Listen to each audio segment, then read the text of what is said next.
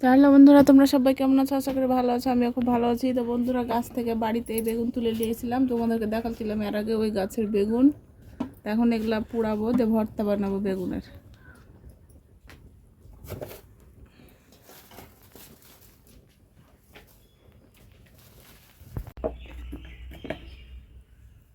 তো বন্ধুরা বেগুন গালা পুড়ানো হয়ে গেছে, এবার বের করে নেব আখা থেকে। কি করে বের করবো? এই দিক দিয়েও বার হবে।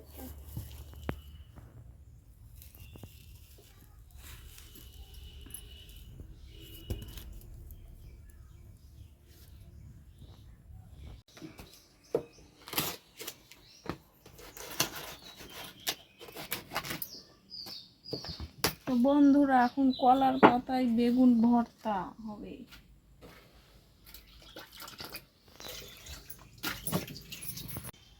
তো বন্ধুরা বেগুনের খোসাগুলো ভালোভাবে ছাড়িয়ে নেব, খোসা চোকা যা বলো।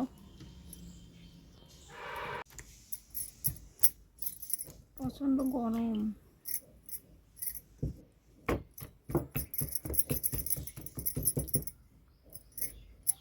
তো এখন লবণ দেব, তেল দেব।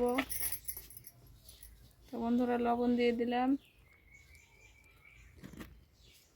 আর এই তো কাঁচা লঙ্কা আছে,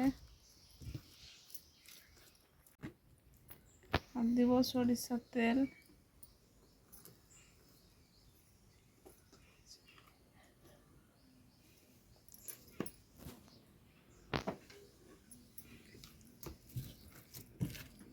এখন ভালোভাবে মেখে নেব,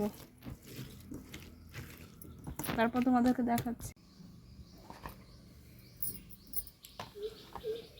তো বন্ধুরা এই তো ভর্তাটা রেডি হয়ে গেল, বেগুনের ভর্তা।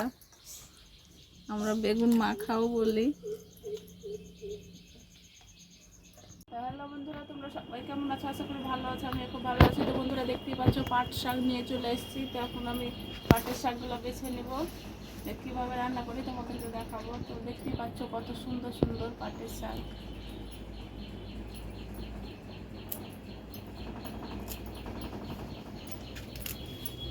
তো এরকমভাবে সব বেছে ধুয়ে নেব, তারপর রান্নার কাছে তোমাদেরকে দেখাচ্ছি।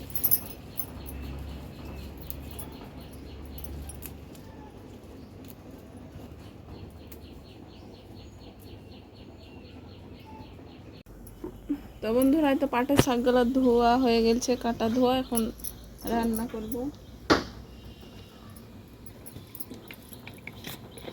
তো প্রথমে তেল দিয়ে দিলাম,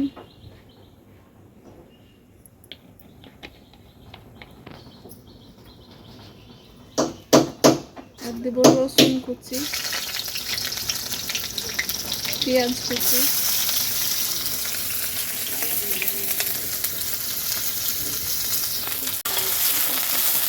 আর কাঁচা লঙ্কা দিয়ে দিয়েছি।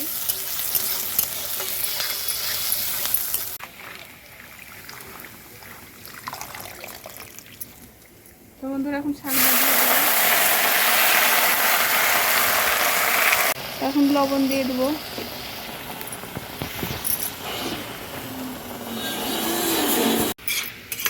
তো বন্ধুরা আমার পাটের শাক ভাজাটা হয়ে গেছে, এবার তুলে নেব।